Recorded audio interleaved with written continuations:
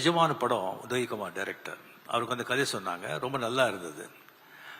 அது நல்லவருக்கு ரொம்ப சென்டிமெண்ட்டாக ரொம்ப நல்லா போன படம் அது. அப்போ சரவணன் சார் சொல்லிட்டு இருந்தாங்க, இதே மாதிரி ஒரு சென்டிமெண்ட் படம் எடுக்கணும் அவர் பிரதர், நல்ல கதை பிடிக்கணும்னு சொல்லியிருந்தாங்க. அப்போ அவர்கிட்டே சொன்னேன், சார் இந்த மாதிரி உதயகுமார் நல்ல கதை வச்சுருக்காங்க, நல்ல டைரக்டர், அவர் படம் பண்ணலாமா அப்படின்னு சொல்லி. அவர் கதை கொடுக்குறாரா?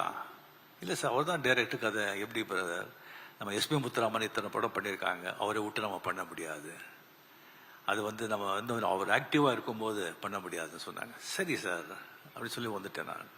அதுக்கப்புறம் ஒன் டே முத்துராம் சார் கூப்பிடுறாரு, நீ ஷூட்டிங்கில் நீ கேள்விப்பட்டேன், நான் இவேஎம்ல இருக்கேன், சரவணன் சார் கூட இருக்கேன், இங்கே வரையான்னு சொல்லிட்டு. சரி, அங்கே போகும்போது சொன்னாங்க, இந்த மாதிரி நான் சார்கிட்ட சொல்லியிருக்கேன், நீங்கள் அந்த படம் பண்ணுங்க அப்படின்னு. சரவணன் சாருக்கு மனசே இல்லை.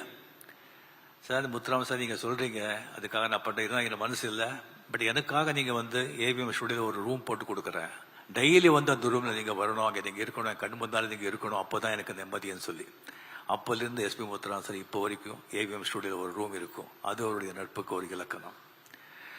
அவர் எனக்கு சினிமா மட்டும் இல்லை, ஒரு தனிப்பட்ட முறையில் எவ்வளோ ஹெல்ப் பண்ணியிருக்காங்க. ஒரு வாட்டி இங்கேயே குடம்பாக்கத்தில் ராகவேந்திர மண்டபம் கட்டியிருக்கேன், அங்கே சரவணன் சார் போகும்போது இடம் பார்த்துருக்காங்க. எங்கிட்ட கேட்டாங்க, அந்த இடம் ஏன் அப்படியே விட்டுருக்கீங்க? இல்லை அப்படியே இருக்காரு, அப்படி காலி இடம் அப்படி விடக்கூடாது, ஏதாவது கட்டணும் அப்படின்னு சொல்லிட்டு அவரே பார்த்து, அவரு கண் பார்வையில் அவரே டிசைன் பண்ணி, அவரே ஆர்கிடெக்ட் இது பண்ண மண்டபம் அது ராகவேந்திர மண்டபம். அதே மாதிரி வீட்டுக்கு போய்ஸ் கார்டன் வந்திருந்தாங்க. போய்ஸ் கார்டன் வீட்டு பக்கத்துலேயே சில கிரவுண்ட்ஸ் இருந்தது. அது சினிமா ஆர்டிஸ்ட் தானே, அது சினிமா படம் எப்படியோ தானாக வருது அப்படின்னு சொல்லிட்டு எல்லா பேர் நினைப்பாங்க.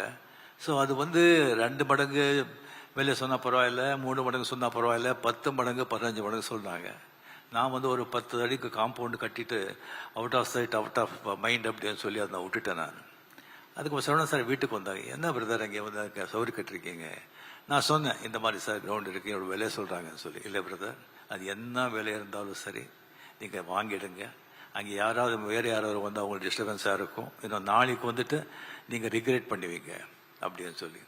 இந்த மாதிரி எவ்வளவோ விஷயங்கள், எவ்வளோ. அதுக்கப்புறம் சிவாஜி படம் பண்ண பிறகு என்கிட்ட சொன்னாங்க, நீங்கள் 90ஸ்ல 2 வருஷத்துக்கு உடம்பு பண்ணுறீங்க, 3 வருஷத்துக்கு உடம்பு பண்ணுறீங்க, வேண்டாம் பிரதர், வயசு ஆக பிஸியாக இருக்கணும், ஆக்டிவாக இருக்கணும், உடம்புக்கும் நல்லது, மைண்டுக்கும் நல்லது, அட்லீஸ்ட் வருஷத்துக்கு ஒரு படம் பண்ணுங்க அப்படின்னு சொன்னாங்க.